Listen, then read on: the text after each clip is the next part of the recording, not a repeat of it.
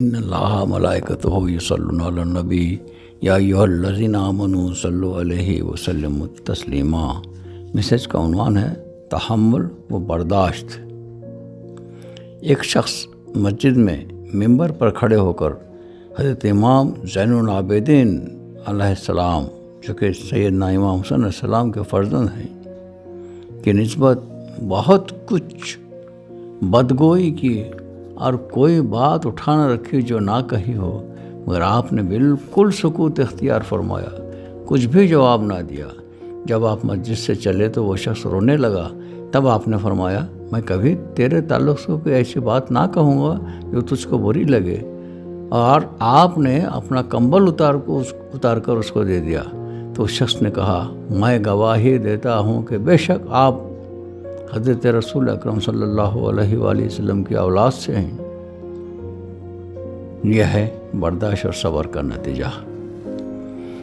حضرت گنگوئی رحمۃ اللہ علیہ فرماتے ہیں، جو لوگ علماء دین کی توہین کرتے ہیں اور ان پر طعن و تشنیع کرتے ہیں، قبر میں ان کا چہرہ قبلے کی طرف سے پھر جاتا ہے، اور اگر کسی کو یقین نہ آتا ہے تو وہ خود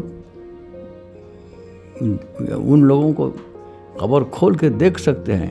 اب یہاں پر میں علماء دین کس کو کہتے ہیں اس کی وضاحت بھی کر دیتا ہوں۔ علماء دین سے مراد مرشدین کامل ہیں، نہ کہ ناقص۔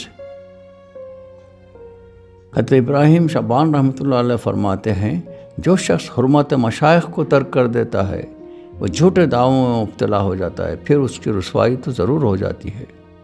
حضرت طلحہ بن سیفی رحمۃ اللہ علیہ فرماتے ہیں، اپنے عمل پر ہمت رکھ تاکہ تجھے اس کی برائی معلوم ہو، اور دوسروں پر تہمت لگانا چھوڑ دے تاکہ مخالفت باقی نہ رہے۔ اپنے عمل پر پہلے نظر رکھ، بعد میں دوسروں کی طرف جھانک۔ اس میسج کا دوسرا عنوان ہے تذکرہ اولیاء۔ بنیاد مختصر بیان۔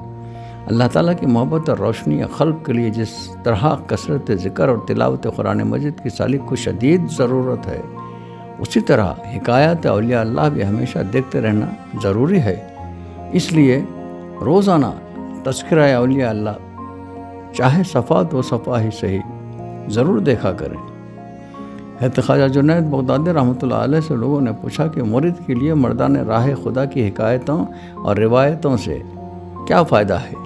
تو آپ نے فرمایا، اللہ تعالیٰ کے دوستوں کے ذکر سے مرید کا ٹوٹا ہوا دل مضبوط ہو کر قوی تر ہو جاتا ہے، مضبوط ہو جاتا ہے، بلند ہمت ہو جاتے ہیں، اور اولیاء اللہ کے ذکر کے وقت رحمت الہی کا نزول ہوتا رہتا ہے۔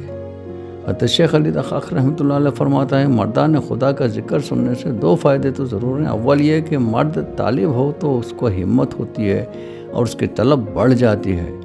دوسرے یہ کہ اگر کوئی شخص متکبر ہو تو اس کا تکبر کم ہو جاتا ہے اور غرور کا دعویٰ سر سے نکل جاتا ہے، اور اس کو اپنی برائی صاف نظر آنے لگتی ہے، خود اپنی برائی صاف نظر آنے لگتی ہے، اور اپنے کور باطنی سے بھی واقف ہو جاتا ہے۔ بے شمار اولیاء اللہ نے فرمایا، مخلوق خدا سے زیادہ میل جول رکھنے سے اللہ تعالیٰ سے غفلت ہو جاتی ہے۔ میں مزید کہتا ہوں کہ سالک اللہ تعالیٰ سے اسی قدر دور ہو جاتا ہے جس قدر اس کا تعلق عام مخلوق سے ہوتا رہتا ہے۔ ہاں، اگر حق سے اس کا تعلق مضبوط ہو جائے تو پھر مخلوق اس کا کچھ نہیں بگاڑ سکتی۔ ان اللہ ملائکتہ یصلون علی النبی یا ایھا الذین آمنوا صلوا علیہ وسلموا تسلیما۔ مرزا چشتی صابری نظامی، بیدر شریف۔